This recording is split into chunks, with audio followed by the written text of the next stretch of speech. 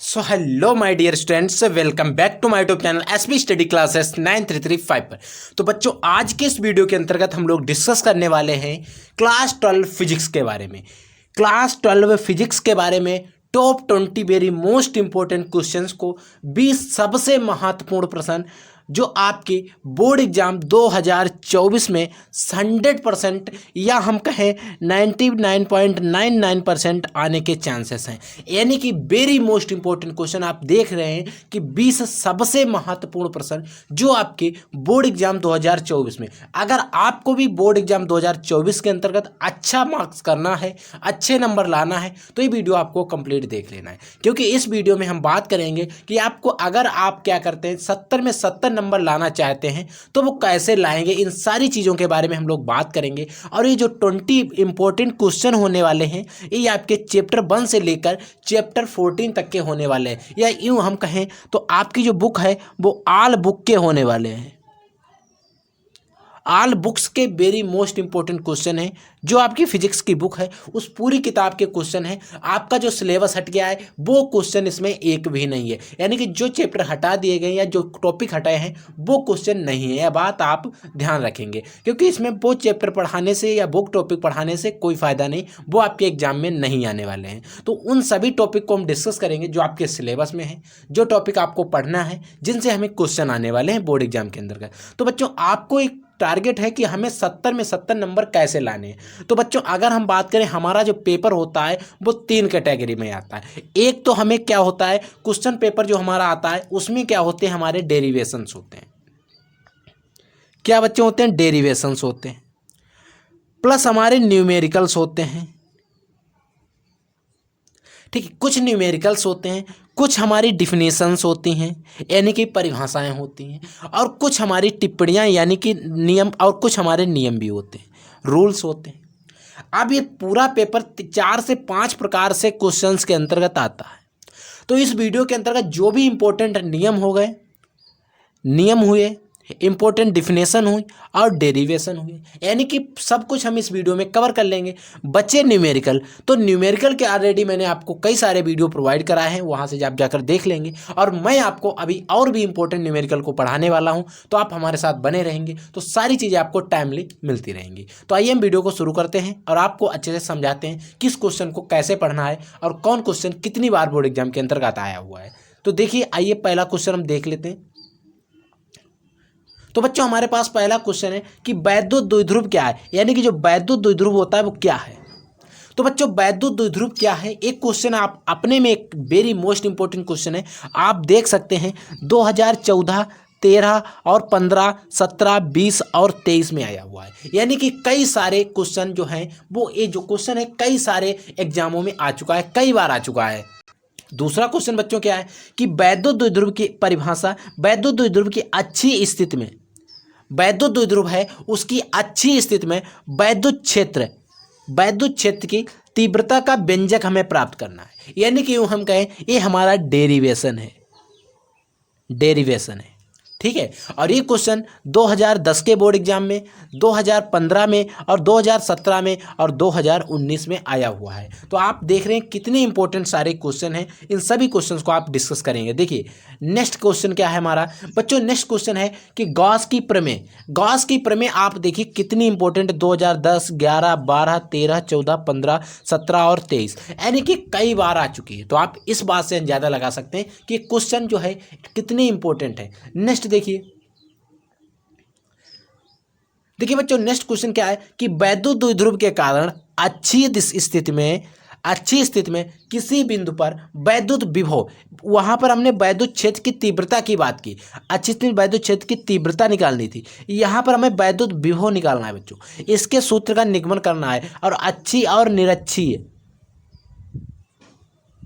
क्योंकि बच्चों यहाँ पर निरक्षीय में आता है 0 और पूछा तो बहुत जाता है निरक्षीय वाला, क्योंकि यहाँ पर बच्चे कंफ्यूज हो जाते हैं। ठीक है, और ये देखिए 2009 में आया है, 17, 18 और 20 में आया हुआ है। नेक्स्ट क्वेश्चन देखिए क्या है बच्चों, समांतर प्लेट संधारित्र की धारिता के लिए व्यंजक प्राप्त कीजिए। समांतर प्लेट संधारित्र की धारिता है उसके लिए हमें व्यंजक प्राप्त करना है, और ये क्वेश्चन 2010 में आया है, 15, 17, 18 और 23 में आया हुआ है। ठीक है, नेक्स्ट क्वेश्चन नंबर देखिए, देखिए बच्चों नेक्स्ट क्वेश्चन जो है कि वैद्युत परिपथ संबंधी किरचॉफ के नियम। देखिए किरचॉफ का जो नियम है, पहले तो आपको नियम पता होना चाहिए कि किरचॉफ का नियम क्या है। फिर आपको क्या करना है कि इस नियम की सहायता से वैद्युत परिपथ संबंधी किरचॉफ के नियम का सत्यापित कीजिए। यानी कि जो किरचॉफ का नियम है उसको तो याद ही रखेंगे, फिर आपको वैद्युत परिपथ से संबंध में जो किरचॉफ ने नियम दिया उसको भी याद रखेंगे। यानी कि किरचॉफ के नियम के साथ साथ वैद्युत परिपथ संबंधी भी किरचॉफ का नियम जो है उसको भी याद रखेंगे। देखिए 2014 में क्वेश्चन आया हुआ है, 15 में, 19 में और 20 में आया हुआ है। ठीक है, नेक्स्ट क्वेश्चन नंबर 7 क्या है। देखिए बच्चों नेक्स्ट क्वेश्चन जो है कि मीटर ब्रिज सिद्धांत क्या है। आपको मीटर ब्रिज सिद्धांत के बारे में बताना है और ये क्वेश्चन आप देखिए 2018, 19, 20 और 23 में आया हुआ है, यानी कि कई बार आ चुका है। अब ऐसा तो है नहीं 2018 ही में डायरेक्ट आया, इससे पहले भी आया होगा लेकिन हमें डाटा नहीं मिल पाया है। तो आप समझिए कि इससे पहले भी क्वेश्चन आया हुआ है, कई बार आया हुआ। फिर बच्चों बात करते हैं ओम के नियम की, तो ओम का नियम भी कई बार बोर्ड एग्जाम के अंतर्गत आप देखेंगे तो पूछा जा चुका है और इसमें 2017 से इसकी बोहनी नहीं हुई है, तो आप याद रखेंगे 2024 में इसकी बोहनी होने वाली है, तो आप इसको याद रखेंगे। समझ रहे हो। नेक्स्ट देखिए कि 2000 जो नमा क्वेश्चन है कि धातुओं में मुक्त इलेक्ट्रॉनों के अनुगमन वेग के सिद्धांत पर, धातुएं जो होती हैं उनमें मुक्त इलेक्ट्रॉन होते हैं, उनमें अनुगमन वेग का जो सिद्धांत है उस सिद्धांत पर आपको ओम के नियम का निगमन करना है। पहले तो आपको ओम का नियम पता होना चाहिए, फिर इसके आधार पर ओम के नियम का निगमन करना है। ये 2009, 10, 11 और 12 और 17 में आया हुआ है और 17 से ये भी नहीं आया क्योंकि 17 में दोनों क्वेश्चन आए थे। ठीक है, याद रखेंगे।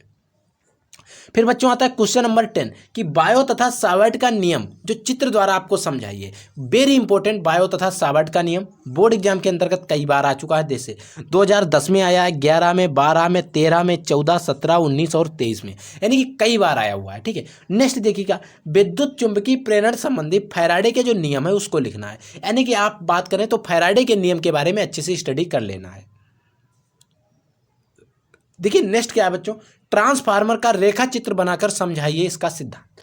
ट्रांसफार्मर जो है उसका रेखा चित्र बनाकर इसका सिद्धांत, कार्यविधि, इन सारी चीज़ों के बारे में आपको समझाना है, अच्छे से डिस्कस करना है। और ये क्वेश्चन 2006, 7, 8, 11, 15, 16 और 17 में आया हुआ है, उसके बाद नहीं आया। ठीक है, याद रखेंगे। देखिए बच्चों नेक्स्ट जो डेरिवेशन है कि संपर्क में रखे दो पतले लेंस, अगर दो पतले लेंस संपर्क में रखे हैं, क्योंकि दो लेंस है तो दो फोकस दूरियां भी होंगी, दो वक्रता त्रिज्याएं भी होंगी। ठीक है, तो उनके दो मध्य बिंदु भी होंगे, तो उन दोनों के लिए हमें अगर फोकस दूरी निकालनी है तो उनकी संयुक्त फोकस दूरी हम कैसे निकालेंगे वो इस सूत्र में हम बात करेंगे। जैसे संपर्क में रखे दो पतले लेंसों की फोकस दूरी के लिए हमें सूत्र का निगमन करना है। अगर हमें इसकी संयुक्त फोकस दूरी निकालनी है तो कैसे निकालते हैं, ठीक है, इनके बारे में आपको इसका जो सूत्र आएगा उसके बारे में आपको निगमन करना है। और एक क्वेश्चन कई बार आ चुका है, देख सकते हैं आप। नेक्स्ट क्वेश्चन काफी इंपॉर्टेंट है कि हाइगेंस का द्वितीयक तरंगिकाओं का सिद्धांत समझाइए। पहले तो आपको हाइगेंस का द्वितीयक तरंगिकाओं का सिद्धांत क्या है इसके बारे में आपको पता होना चाहिए। फिर इसके आधार पर प्रकाश के परावर्तन हो गया और अपवर्तन हो गया, इसकी व्याख्या करना है। आपने पढ़ा होगा reflection of light, infection of light, यानी कि प्रकाश के परावर्तन की व्याख्या और प्रकाश के अपवर्तन की व्याख्या आपको करना है हाइगेंस के द्वितीयक तरंगिकाओं के सिद्धांत के आधार पर। ठीक है, और ये क्वेश्चन आप देख लीजिए कई बार आया हुआ है। नेक्स्ट क्वेश्चन बच्चों क्या है कि प्रकाश वैद्युत उत्सर्जन संबंधी आइंस्टीन समीकरण ½mv² maximum h new minus mu zero की स्थापना कीजिए। यानी कि आपको ये जो सूत्र दिख रहा है इसकी आपको स्थापना करना है। और ये सूत्र किसका है, प्रकाश वैद्युत उत्सर्जन से संबंधित जो आइंस्टीन ने समीकरण दिया था वही है। और एक क्वेश्चन आप देखिए कितनी बार आया हो, 2009 में आया है, 10 में, 12 में, 14, 15, 16 और 23 में आया हुआ है, यानी कि काफ़ी इंपॉर्टेंट क्वेश्चन है। नेक्स्ट क्वेश्चन नंबर 16 देखिए बच्चों नेक्स्ट क्वेश्चन क्या है, क्वेश्चन नंबर 16 है कि गोलाकार अगर कोई संधारित्र है तो उसकी हमें अगर धारिता निकालनी है तो कैसे निकालेंगे, इसके लिए आपको एक सूत्र स्थापित करना पड़ेगा। अगर आप बाई चांस इसमें अगर क्वेश्चन आ गया, न्यूमेरिकल आ गया इस चैप्टर से, ये गोलाकार संधारित्र है, उसमें अगर हमसे धारिता पूछी गई तो कैसे निकालेंगे, हमको सूत्र पता होना चाहिए। तो यहाँ पर हम क्या करेंगे, इसी सूत्र का निगमन करेंगे ताकि हम न्यूमेरिकल आसानी से लगा सकें। और ये क्वेश्चन 2009 में आया है, 12, 15, 19 और 20 में आया हुआ है। ठीक है, इसको भी आप अच्छे से याद रखेंगे सारे क्वेश्चन को। रदरफोर्ड का अल्फा विकिरण प्रयोग तथा इसकी कमियों का उल्लेख कीजिए। रदरफोर्ड ने अपना जो अल्फा प्रकीर्णन प्रयोग किया था उसमें जो कमियां आई थी उन कमियों का उल्लेख कीजिए। आपको पता होना चाहिए आदमी कमियां तो ढूंढता है लेकिन अच्छाइयां नहीं देखता है। रदरफोर्ड ने अल्फा प्रकीर्णन प्रयोग किया उसमें कई सारी जो गलतफहमियां थी वो भी सिद्ध हुई थी, लेकिन उनको नहीं पूछा जाता है क्योंकि यहाँ पर अगर आप एग्जाम पेपर उठा के देखेंगे तो वहाँ पर इनकी जो कमियाँ हैं वो 1 से 2 नंबर में कई बार पूछी जा चुकी हैं। पूरा बेशक ना पूछा जाए तो उसकी कमियाँ पूछी जाती हैं, तो आपको पूरा याद रखना है। बाई चांस अगर पूछ लिया जाए और एक क्वेश्चन पूरा पूछा जाएगा तो 5 नंबर में पूछा जाएगा, ये बात आप याद रखेंगे। नेक्स्ट है, अगर 2 पीएन संधि डायोड हैं उनको अर्ध तरंग दिष्टकारी के रूप में हम प्रयोग करते हैं तो इसका परिपथ चित्र द्वारा समझाइए। ठीक है। नेक्स्ट क्या है कि बच्चों नेक्स्ट है कि एम्पियर का परिपथीय नियम समझाइए। जो एम्पियर ने अपना परिपथीय नियम दिया था उसको समझाना है। और एक क्वेश्चन आप देखिए कई बार 2010 में, 12 में, 13, 17, 19 और 23 में आया हुआ है, कई बार आया है।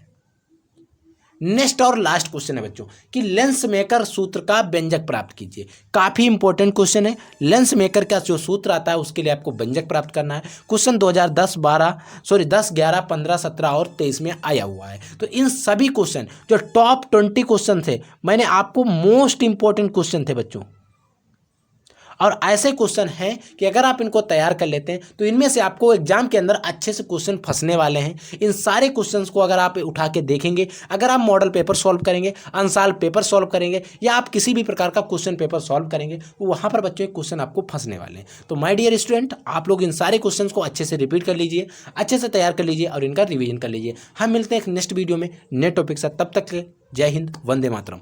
पढ़ते रहिए, आगे बढ़ते रहिए।